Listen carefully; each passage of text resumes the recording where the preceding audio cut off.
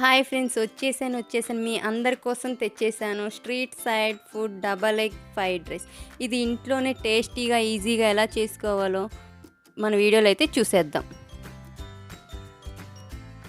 ముందుగా 2 గ్లాసుల బాస్మతి రైస్ని ఉడికించి పక్కన పెట్టేసుకోవాలి. నేను ఈ ఫ్రైడ్ రైస్ కోసం దావత్ బిర్యానీ బాస్మతి రైస్ని వాడాను. మీకు కావాలంటే కింద లింక్ ఇచ్చాను, ట్రై చేయండి.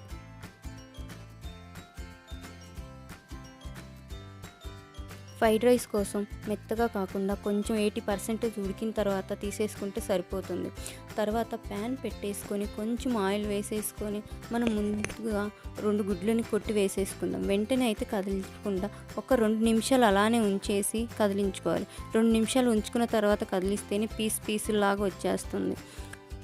దీన్ని ఇలా వీడియోలో చూపించిన విధంగా పక్కన తీసేసుకోవాలి. తర్వాత సన్నగా తరుముకున్న చిన్నులపాయి, అల్లం తురుముని, పచ్చిమిర్చి తురుముని వేసేసుకొని కొంచెం లైట్గా పచ్చివాసన పోయేలాగా వేయించేసుకోవాలి.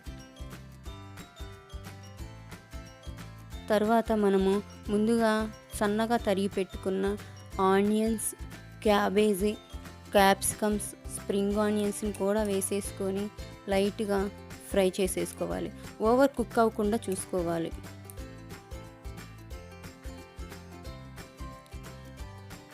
కొంచెం లైట్గా వేగిన తర్వాత కారం, పసుపు, ఉప్పు వేసుకొని మొత్తం కలిసిపోయేలాగా కలిపుకొని తరువాత మనం ముందుగా ఉడికించి పెట్టుకున్న రైస్ని అయితే కలిపి మొత్తం రైస్కి పట్టేలాగా మొత్తం కలిపేసేసుకోవాలి.